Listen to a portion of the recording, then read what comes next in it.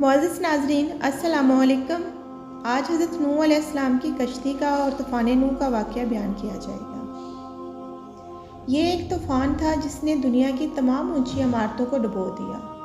یہ ایک بہت ہی بھیانک اور خطرناک طوفان تھا جو کہ اللہ رب العزت کے حکم سے آیا تھا۔ بڑے بڑے پہاڑ پانی کی لہروں کے سامنے غائب ہو گئے تھے۔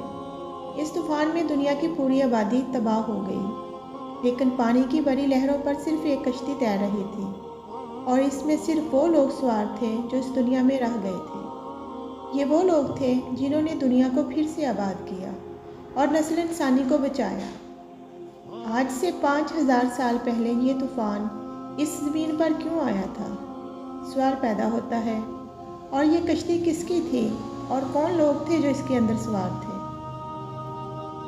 اس خطرناک طوفان سے کون لوگ بچ گئے تھے؟ اس ویڈیو میں ہم ہزاروں سال پہلے آنے والے عظیم طوفان کے بارے میں جانیں گے، جسے نوح علیہ السلام کے طوفان کے نام سے یاد کیا جاتا ہے۔ حضرت آدم علیہ السلام کی پیدائش کے بعد اس کی اولاد دنیا میں پھلی پھولی اور مختلف خطوں میں آباد ہوئی، لیکن وقت گزرنے کے ساتھ ساتھ یہ لوگ دین حق سے اور خدا تعالیٰ کی عبادت سے دور ہوتے گئے، اور وہ خدا کو بھول گئے تھے، اور انہوں نے ایک خدا کی بجائے مٹی اور پتھر کے بہت سارے خدا بنا لیے۔ نہ صرف ان کی عبادت گاہیں بنائیں اور ان کو بتوں سے بڑھا، لیکن بت ہر گھر میں رکھے گئے تھے۔ ابلیس نے نوح کی قوم کو کفر و شرک میں مبتلا کر دیا تھا۔ لوگ حضرت آدم علیہ السلام، شیش علیہ السلام اور حضرت ادریس علیہ السلام کی تعلیمات کو بھول چکے تھے۔ حضرت ادریس علیہ السلام کی وفات کو 100 سال گزر چکے تھے، چنانچہ اللہ تعالیٰ نے اس قوم میں سے ایک بزرگ حضرت نوح علیہ السلام کو بھیجا، ان کے لیے بطور نبی علیہ السلام بنا کے۔ آپ علیہ السلام کے والد کا نام لامک تھا، اور آپ حضرت آدم علیہ السلام کے بیٹے شیش علیہ السلام کی اولاد میں سے تھے۔ حضرت نوح علیہ السلام اللہ کے پہلے رسول ہیں جنہوں نے اپنی قوم کو تبلیغ کی۔ ان پر الہامی کتابیں نازل ہوئیں، اور سب سے پہلے ان کی امت پر عذاب نازل ہوا۔ حضرت نوح علیہ السلام کی قوم عراق اور اس کے اطراف میں آباد تھی۔ انہیں اللہ رب العزت کی وحدانیت اور عبادت کی دعوت دی، ان کی اپنی قوم کو، اور آپ علیہ السلام نے فرمایا، میں تمہیں کھلے عام خبردار کرنے اور پیغام پہنچانے آیا ہوں کہ اللہ رب العزت کے سوا کسی کی عبادت نہ کرو۔ اگر آپ اسی طرح کفر و شرک میں مبتلا رہیں گے تو مجھے ڈر ہے کہ تم سخت عذاب میں مبتلا ہو جاؤ گے۔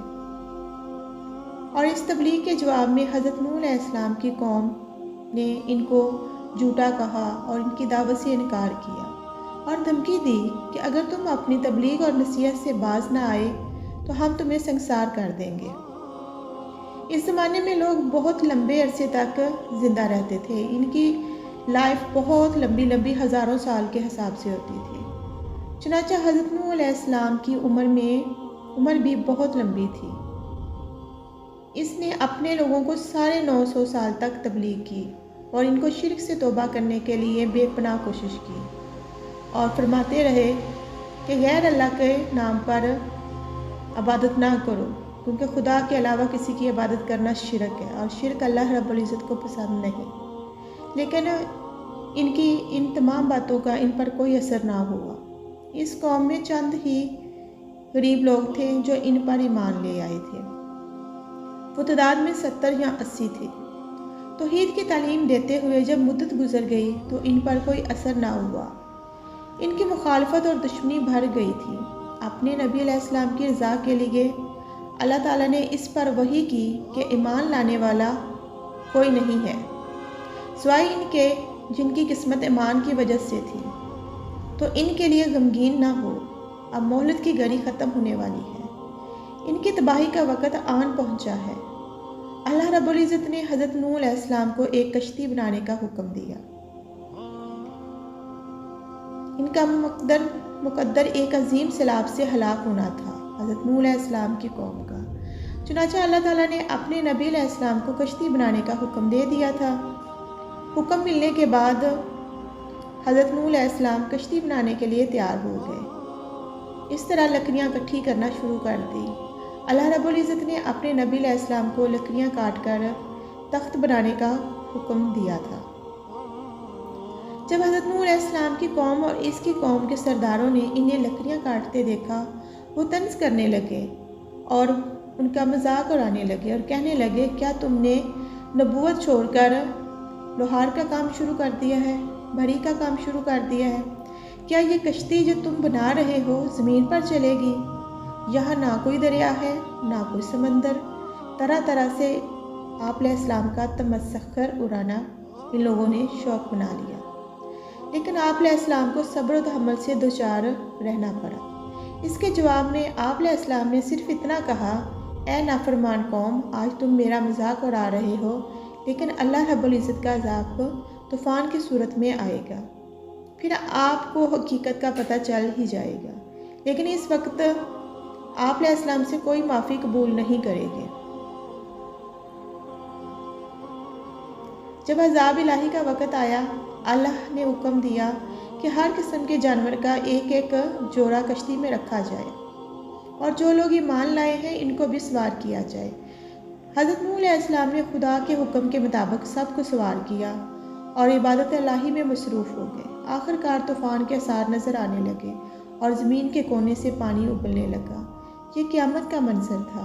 कश्ती तूफ़ानी पहाड़ की तरह ऊंची लहरों पर तैर रही थी। हज़रत नूह अलैहिस्सलाम ने अपने बेटे कनान को देखा जो एक ऊंची जगह पर था।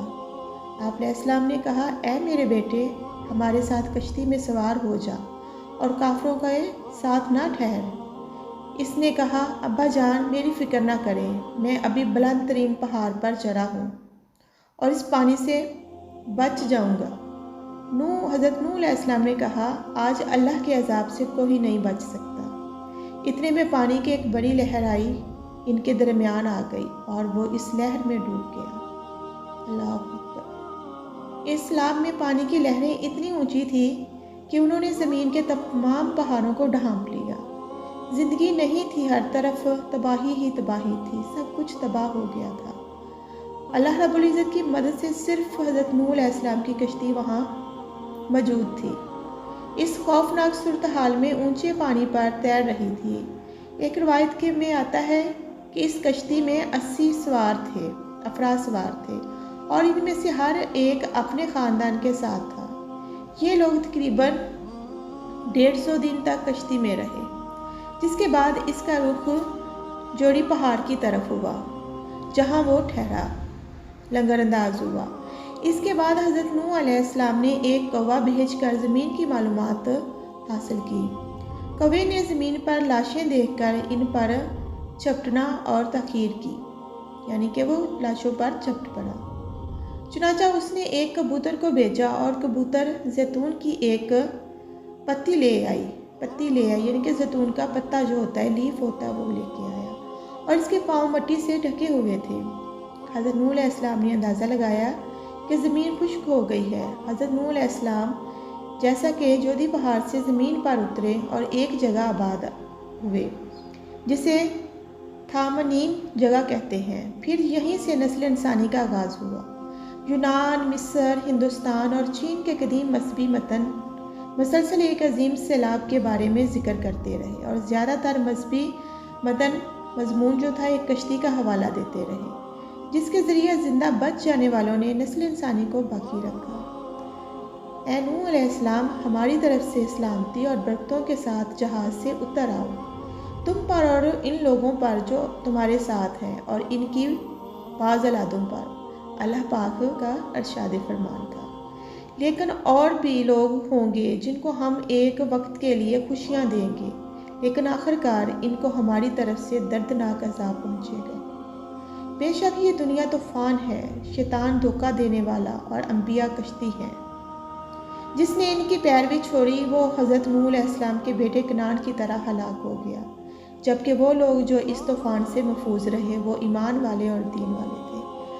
मोअज़्ज़ज़ नाज़रीन, अल्लाह रब्बुल इज़्ज़त हम सब पर अपना फजल करम करे और हम सब को माफ़ फरमाए और दीन हक़ पर चलने की हमें तौफ़ीक दे।